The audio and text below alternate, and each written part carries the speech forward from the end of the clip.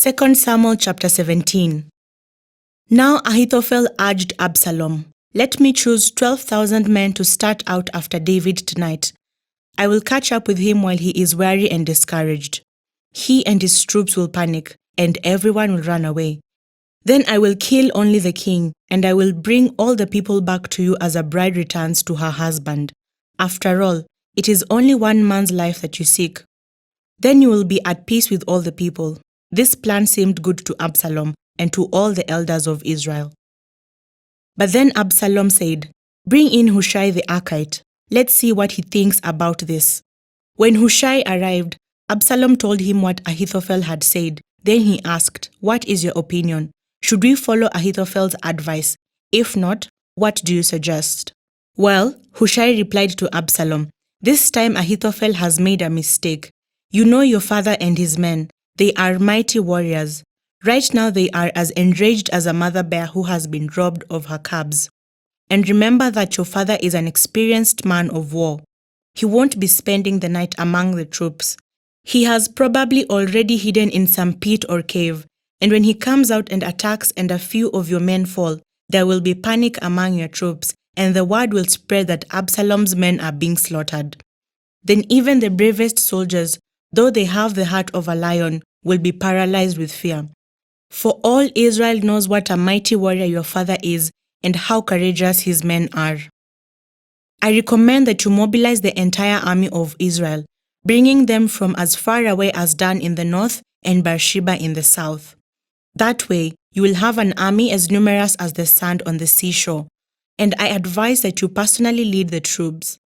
When we find David, we'll fall on him like dew that falls on the ground. Then neither he nor any of his men will be left alive. And if David were to escape into some town, you will have all Israel there at your command. Then we can take ropes and drag the walls of the town into the nearest valley until every stone is torn down." Then Absalom and all the men of Israel said, "Hushai's advice is better than Ahithophel's." For the Lord had determined to defeat the counsel of Ahithophel, which really was the better plan, so that he could bring disaster on Absalom. Hushai told Zadok and Abiathar, the priests, what Ahithophel had said to Absalom and the elders of Israel and what he himself had advised instead. "Quick," he told them, "find David and urge him not to stay at the shallows of the Jordan River tonight. He must go across at once into the wilderness beyond. Otherwise he will die and his entire army with him." Jonathan and Ahimaaz had been staying at Enrogel so as not to be seen entering and leaving the city. Arrangements had been made for a servant girl to bring them the message they were to take to King David.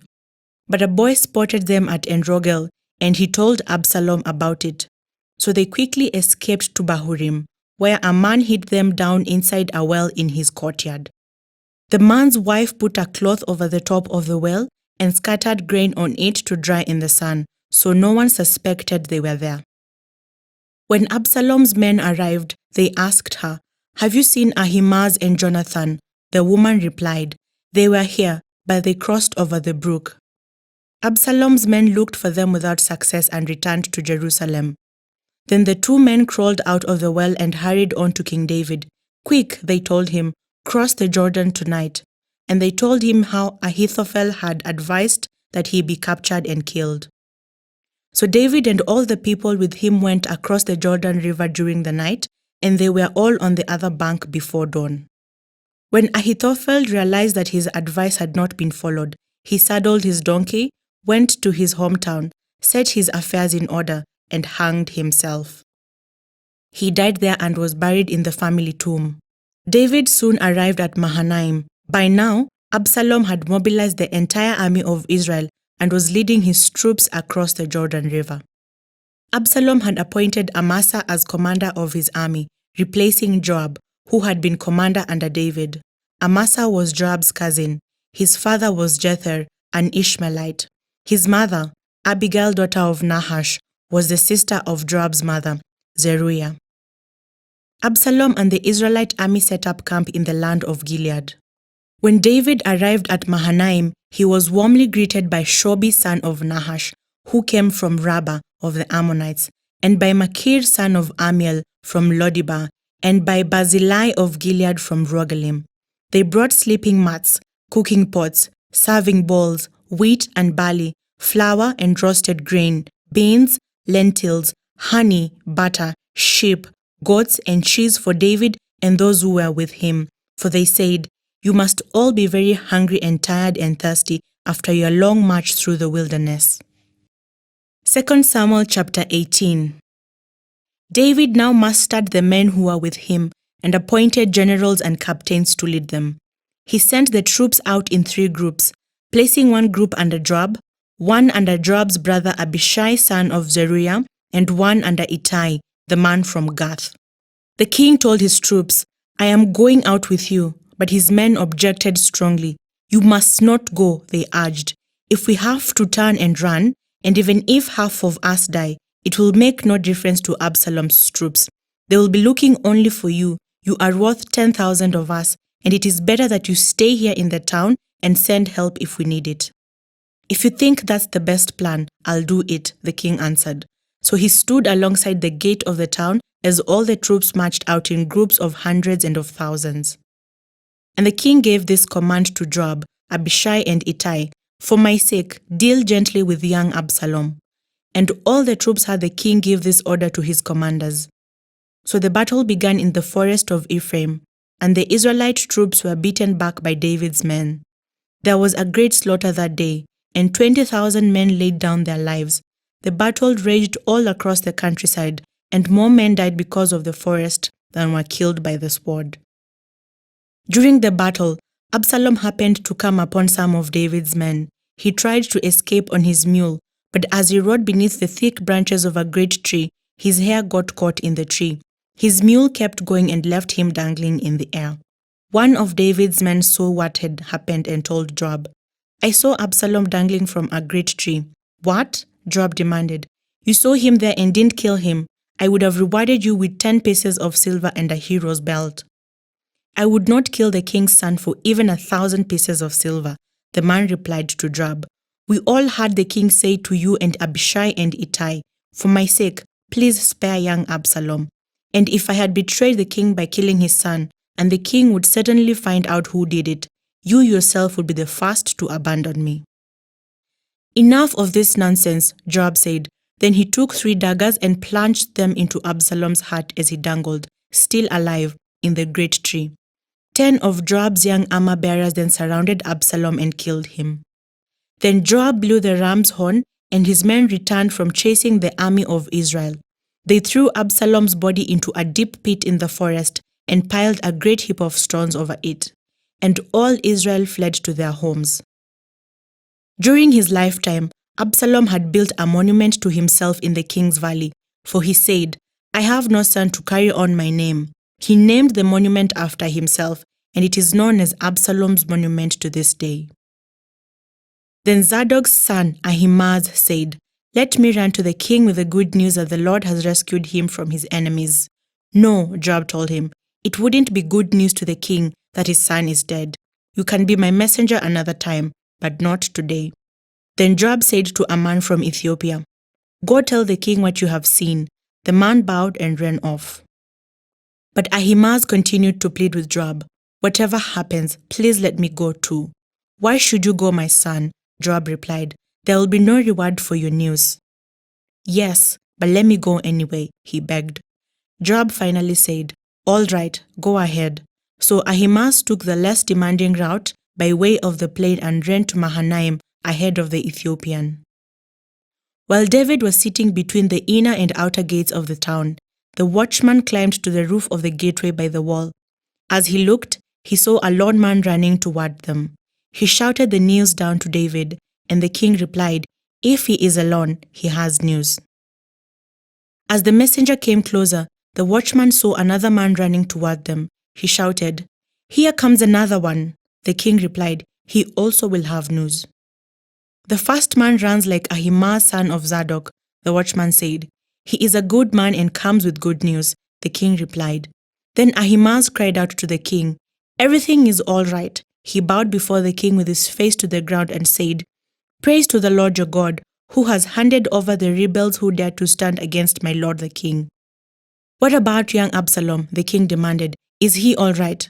Ahimaaz replied, When Joab told me to come, there was a lot of commotion, but I didn't know what was happening. Wait here, the king told him. So Ahimaaz stepped aside. Then the man from Ethiopia arrived and said, I have good news for my lord the king.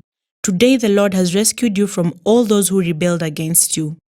What about young Absalom? The king demanded. Is he all right?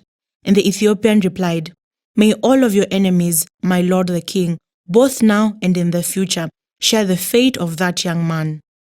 The king was overcome with emotion. He went to the room over the gateway and burst into tears. And as he went, he cried, Oh, Absalom, my son, my son, my son Absalom, if only I had died instead of you. Oh, Absalom, my son, my son. 2 Samuel chapter 19. Word soon reached Joab that the king was weeping and mourning for Absalom. As all the people heard of the king's deep grief for his son, the joy of that day's victory was turned into deep sadness. They crept back into the town that day as though they were ashamed and had deserted in battle. The king covered his face with his hands and kept on crying, Oh, my son Absalom, oh, Absalom, my son, my son. Then Joab went to the king's room and said to him, We saved your life today and the lives of your sons, your daughters and your wives and concubines, yet you act like this, making us feel ashamed of ourselves. You seem to love those who hate you and hate those who love you. You have made it clear today that your commanders and troops mean nothing to you. It seems that if Absalom had lived and all of us had died, you would be pleased. Now, go out there and congratulate your troops, for I swear by the law that if you don't go out, not a single one of them will remain here tonight. Then you will be worse off than ever before. So the king went out and took his seat at the town gate, and as the news spread throughout the town that he was there, everyone went to him.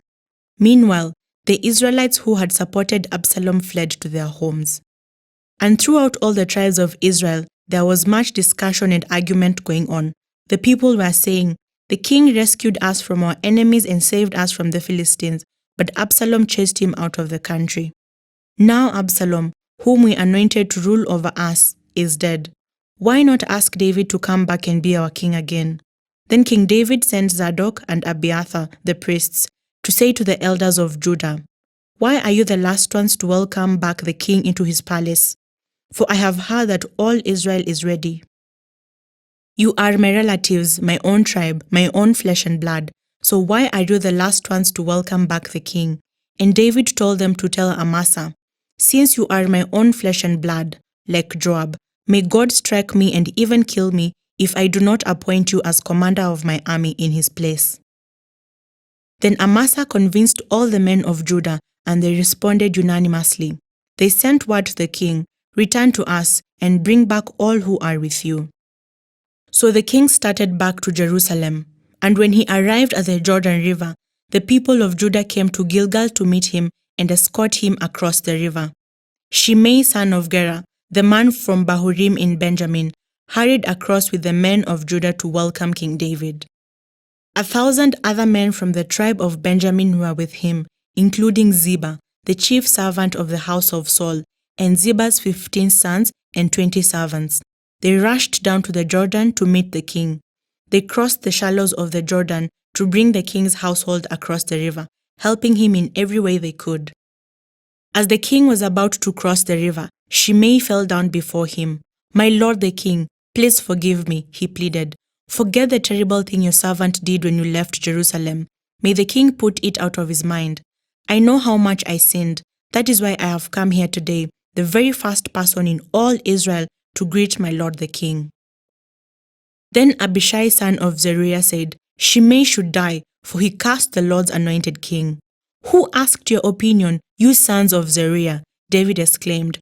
Why have you become my adversary today? This is not a day for execution, for today I am once again the king of Israel. Then, turning to Shimei, David vowed, Your life will be spared. Now, Mephibosheth, Saul's grandson, came down from Jerusalem to meet the king. He had not cared for his feet, trimmed his beard, or washed his clothes since the day the king left Jerusalem. Why didn't you come with me, Mephibosheth? The king asked. Mephibosheth replied, My lord the king, My servant Ziba deceived me. I told him, 'Saddle my donkey, so I can go with the king, for as you know, I am crippled.' Ziba has slandered me by saying that I refused to come. But I know that my lord the king is like an angel of God, so do what you think is best. All my relatives and I could expect only death from you, my lord, but instead, you have honored me by allowing me to eat at your own table. What more can I ask?" "You've said enough," David replied. "I have decided that you and Ziba will divide your land equally between you." "Give him all of it," Mephibosheth said. "I am content just to have you safely back again, my lord the king." Barzillai of Gilead had come down from Rogelim to escort the king across the Jordan. He was very old, 80 years of age, and very wealthy. He was the one who had provided food for the king during his stay in Mahanaim. "Come across with me and live in Jerusalem," the king said to Barzillai. "I will take care of you there." "No," he replied, "I am far too old to go with the king to Jerusalem. I am 80 years old today, and I can no longer enjoy anything. Food and wine are no longer tasty, and I cannot hear the singers as they sing. I would only be a burden to my lord the king. Just to go across the Jordan River with the king is all the honor I need. Then let me return again to die in my own town, where my father and mother are buried. But here is your servant, my son Kimham. Let him go with my lord the king and receive whatever you want to give him." "Good," the king agreed. "Kimham will go with me, and I will help him in any way you would like, and I will do for you anything you want." So all the people crossed the Jordan with the king. After David had blessed Barzillai and kissed him, Barzillai returned to his own home. The king then crossed over to Gilgal, taking Kimham with him. All the troops of Judah and half the troops of Israel escorted the king on his way. But all the men of Israel complained to the king, "The men of Judah stole the king and didn't give us the honor of helping take you, your household, and all your men across the Jordan." The men of Judah replied, "The king is one of our own kinsmen. Why should this make you angry? We haven't eaten any of the king's food or received any special favors." "But there are 10 tribes in Israel," the others replied, "so we have 10 times as much right to the king as you do. What right do you have to treat us with such contempt? Weren't we the first to speak of bringing him back to be our king again?" The argument continued back and forth, and the men of Judah spoke even more harshly than the men of Israel.